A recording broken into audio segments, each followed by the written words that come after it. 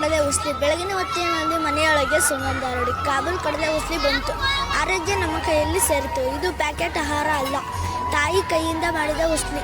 ಕಾಬೂಲ್ ಕಡಲೆ ಉಸ್ಲಿ ಶಕ್ತಿ ಕೊಡುತ್ತೆ, ದೇಹಕ್ಕೆ ಬಾಲ ತುಂಬುತ್ತೆ, ಪ್ರೋಟೀನ್ ತುಂಬಿ ತುಂಬಿ ಮಕ್ಕಳನ್ನು ಚುರುಕು ಮಾಡುತ್ತೆ. ಧನ್ಯವಾದಗಳು. ನನ್ನ ಹೆಸರು ರೋಹಿತ್. ನಾನು 5ನೇ ತರಗತಿಯಲ್ಲಿ ಓದುತ್ತಿದ್ದೇನೆ. ನನ್ನ ಶಾಲೆ ಹೆಸರು PMC KP ಸುಣ್ಣಕೆರೆ. ಕಡಲೆಕಾಯಿ ಎಂದು ಪ್ರೋಟೀನ್ ಯುಕ್ತ ಆಹಾರ. ಕಡಲೆಕಾಯಿಯನ್ನು ಬೇಯಿಸಿ ಅಥವಾ ಹುರಿದು ತಿನ್ನುವುದರಿಂದ ದೇಹಕ್ಕೆ ತಕ್ಷಣ ಶಕ್ತಿ ನೀಡುತ್ತದೆ. ಪ್ರೋಟೀನ್ ಸಮೃದ್ಧವಾಗಿರುವ ಆಹಾರ. ಮಕ್ಕಳು ಬೆಳವಣಿಗೆಗೆ ಸಹಕಾರಿ. ಹೊಟ್ಟೆ ತುಂಬಿದಂತೆ ಅನ್ನಿಸಿ ಹೆಚ್ಚು ತಿನ್ನುವುದನ್ನು ಕಡಿಮೆ ಮಾಡುತ್ತದೆ. ಕಡಿಮೆ ವೆಚ್ಚದಲ್ಲಿ ಹೆಚ್ಚು ಪೋಷಕಾಂಶ ಸಿಗುತ್ತದೆ. ಕಡಲೆಕಾಯಿ ತಿನ್ನುವುದರಿಂದ ಸ್ನಾಯುಬಲ ಹೆಚ್ಚುತ್ತದೆ, ರೋಗ ನಿರೋಧಕ ಶಕ್ತಿ ಹೆಚ್ಚುತ್ತದೆ, ಕೊಲೆಸ್ಟ್ರಾಲ್ ಕೊಬ್ಬು ಕಡಿಮೆ ಆಗುತ್ತದೆ, ನೆನಪಿನ ಶಕ್ತಿ ಉತ್ತಮಗೊಳ್ಳುತ್ತದೆ. ಕಡಲೆಕಾಯಿಯಲ್ಲಿ vitamin E, vitamin B, vitamin B3, vitamin B6, fibre ಮತ್ತು ಪ್ರೋಟೀನ್ ಸಿಗುತ್ತದೆ. ಧನ್ಯವಾದಗಳು. ನನ್ನ ಹೆಸರು ಮೋಕ್ಷ. ನನ್ನ 5ನೇ ತರಗತಿ ಬಿಯುಗದಲ್ಲಿ ವ್ಯಾಸಂಗ ಮಾಡುತ್ತಿದ್ದೇನೆ. ಶಾಲೆ ಹೆಸರು PMC KPS ನೋಡ್ಮೆನ್ಕಿರಿ.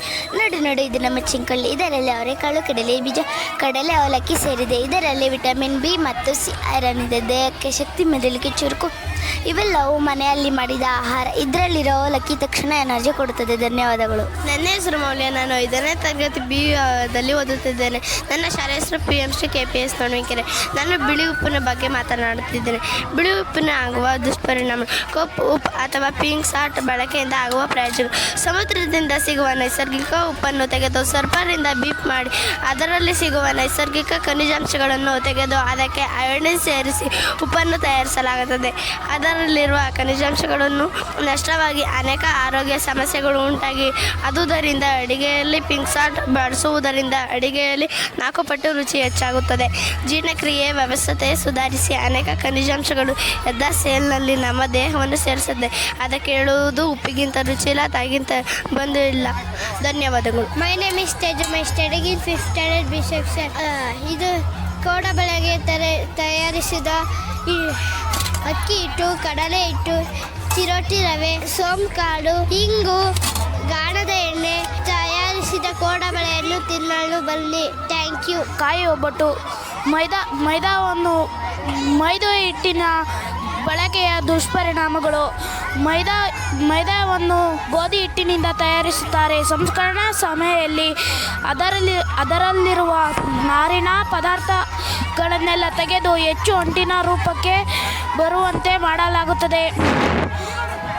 ಅದು ನಮ್ಮ ಶರೀರದಲ್ಲಿ ಜೀರ್ಣವಾಗದೆ ಮಲಬದ್ಧತೆ ಉಂಟು ಆಗುತ್ತದೆ.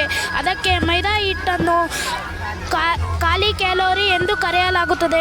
ಮೈದಾ ಹಿಟ್ಟಿನಿಂದ ಬೊಜ್ಜು, ತೂಕ ಹೆಚ್ಚಳ, ಮಧುಮೇಹ, ಮೂಳೆಗಳ ದುರ್ಬಲತೆ, ರೋಗ ನಿರೋಧಕ ಶಕ್ತಿ ಕಡಿಮೆ ಆಗುತ್ತದೆ. ಆದುದರಿಂದ ಬ್ರೆಡ್, ಬಿಸ್ಕೆಟ್, ಚಾಕ್ಲೇಟ್, ಪಿಜ್ಜಾ ತಿನ್ನುವುದರ ಬದಲು ಚಿರೋಟಿ ರವೆ ಅಥವಾ ಗೋಧಿ ಹಿಟ್ಟಿನಿಂದ ಮಾಡಿದ ಕಾಯಿ ಒಬ್ಬಟ್ಟು ತಿನ್ನೋಣ ಬನ್ನಿ. ಸಕ್ಕರೆಯ ಬಳಕೆಯ ದುಷ್ಪರಿಣಾಮ. ಅದಕ್ಕೆ ಪರಿಹಾರವಾಗಿ ಬೆಲ್ಲದ ಮಹಾತ್ಮ. ಅಡುಗೆಗೆ ಸಕ್ಕರೆ ಅತಿಯಾದ ಬಳಕೆಯಿಂದ ಬೊಜ್ಜು, ಮಧುಮೇಹ, ಹೃದಯ ಕಾಯಿಲೆಗಳು ಉಂಟಾಗುತ್ತದೆ ಮತ್ತು ಸಕ್ಕರೆಯಿಂದ ರಕ್ತದಲ್ಲಿನ ಗ್ಲೂಕೋಸ್ ಮಟ್ಟ ಬೇಗ ಹೆಚ್ಚಾಗುತ್ತದೆ. ಈ ರೀತಿ ಹೆಚ್ಚಾಗುತ್ತಿದ್ದ ರಕ್ತ ಗಟ್ಟಿಯಾಗುವ ಸಾಧ್ಯತೆ ಇದೆ. ಹಾರ್ಟ್ ಅಟ್ಯಾಕ್ ಆಗುತ್ತದೆ.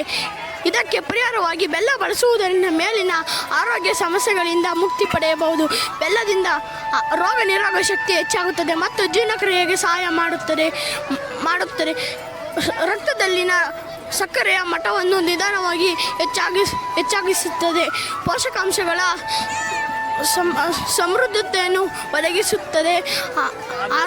ಆದುದರಿಂದ ಆರೋಗ್ಯವನ್ನು ಬೆಲ್ಲದ ಮಿಠಾಯಿ ತಿನ್ನೋಣ ಬನ್ನಿ.